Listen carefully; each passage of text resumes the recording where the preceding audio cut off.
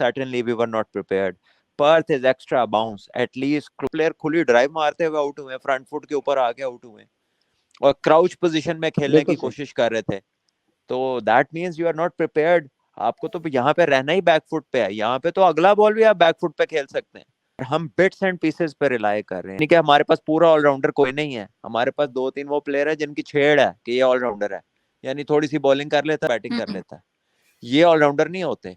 तो आप जब ऑलराउंडर आपके पास नहीं है तो आप स्पेशलिस्ट खिलाए, स्पेशलिस्ट बॉलर, स्पेशलिस्ट बैट्समैन। उसको आगे नहीं लेकर जा सकते। ये 2-3 चीजें हैं, आप जरा इसका खुलासा कर देते हैं कि हार की वजह क्या है, क्यों हारे हैं, वापसी कैसे हो सकती है और क्या टीम की जो मैनेजमेंट है वो आपको लगता है कि एक मस्बत सोच के साथ आगे बढ़ रही है? देखें, जहां तक प्रेपरेशन का ताल्लुक है तो जिस तरह हमारे प्लेयर आउट हुए ना, we were not prepared for the Perth pitch.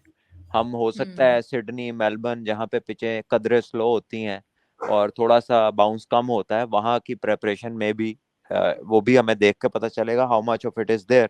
But Perth के लिए certainly we were not prepared. Perth is extra bounce, at least close to a foot of variation of bounce. तो वेरिएशन ऑफ बाउंस जहाँ पे इतनी ज्यादा हो और consistent bounce हो तो आपको एंटायरली अपनी गेम को बैकफुट पे शिफ्ट करना पड़ता है। हमारे तो 3-4 प्लेयर खुली ड्राइव मारते हुए आउट हुए, फ्रंट फुट के ऊपर आके आउट हुए और क्राउच पोजीशन में खेलने की कोशिश कर रहे थे। तो that means you are not prepared. आपको तो यहाँ पे रहना ही बैकफुट पे है। यहाँ पे तो अगला बॉल भी आप बैकफुट पे खेल सकते हैं। और ऑस्ट्रेलियंस जो वहां पे पैदा हुए हैं, बड़े हुए हैं, वो नहीं आगे आ रहे हर बॉल पे जब तक ओवर पिच बॉल ना हो। हम लेंथ बॉलों को आगे जाके मारने की कोशिश कर रहे हैं। तो वी वर नॉट प्रिपेयर्ड, या फिर हमारी एग्जीक्यूशन कह लीजिए कि even if we were prepared we lacked execution when the time केम।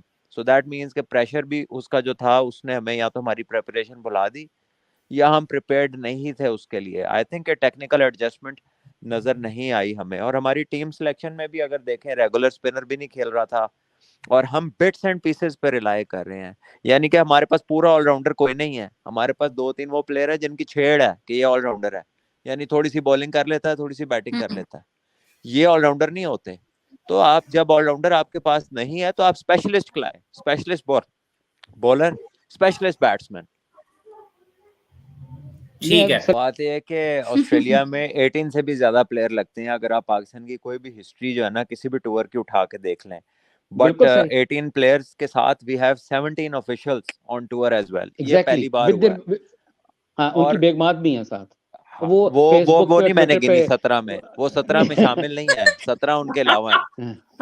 और दूसरी बात यह है कि हमारे टीम डायरेक्टर जो हैं वो तो आज तक ऑस्ट्रेलिया में टेस्ट मैच खेले ही नहीं।